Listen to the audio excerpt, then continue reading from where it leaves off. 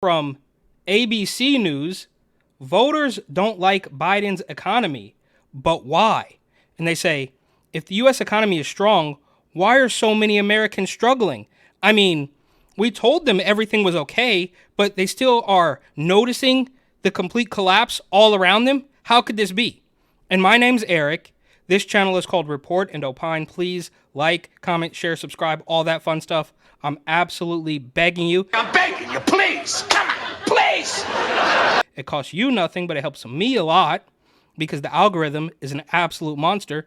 But if you want to help me out even more and spend a little bit of money, go ahead and buy my book, New York City 2020, Gotham Unglued, on Amazon.com. That link will be in the description.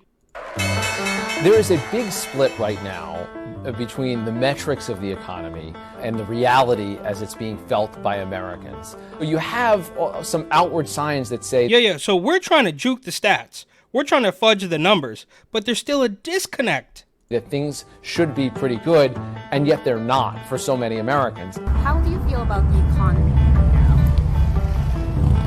It's gone down.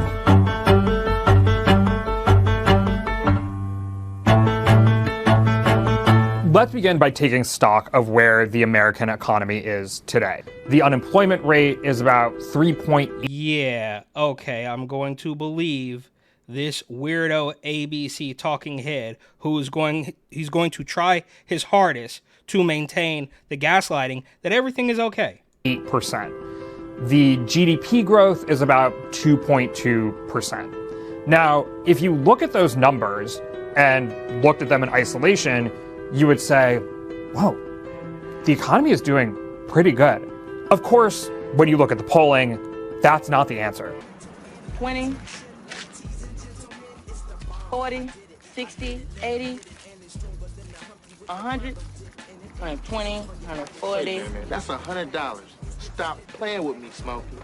Americans feel pretty down about the economy. And specifically, they feel quite down about President Biden's handling of the economy. Almost half of Americans feel like their lives have gotten worse economically. Yeah, because President Biden hasn't handled the economy. He hasn't handled anything. He's quite clearly an empty suit puppet, and we don't know who is really in charge, but they are destroying things on purpose. Since the start of the Biden administration. Today is not high credit. We have the strongest economy in the world. And you're looking at me a little skeptical, but I promise you, check it out. Over time, perceptions of the economy have become less tied to the actual economic performance, and that's because partisanship has increased. No, I doubt it. So why is the price of everything up? Why is gas and electricity and groceries? Why is that all up? It's just because they're partisan hacks? Is that why? Housing has increased. Interest rate has gone up.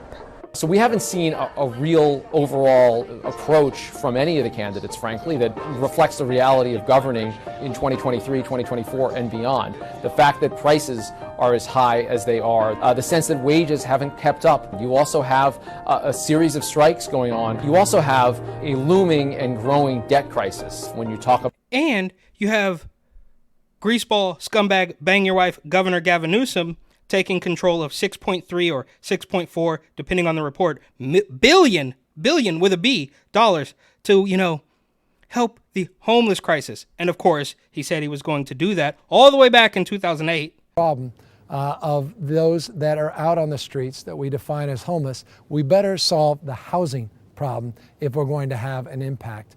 And that's why we established this framework, what we call a 10-year plan to end chronic homeless in San Francisco. But that didn't happen.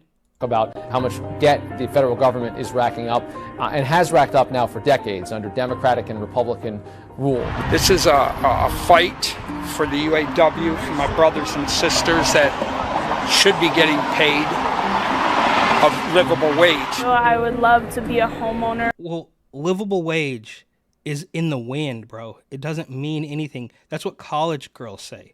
A livable wage, right? You want the floor, you set the floor, and in California specifically, they set it at $20 for fast food workers. Of course, scumbag, greaseball, bang your wife, Governor Gavin Newsom is not going to pay that to his employees because he doesn't own a fast food restaurant. Once I reach 30, but with the economy, I'm not sure if that's going to happen. Before the pandemic, we had low levels of inflation for decades at that point.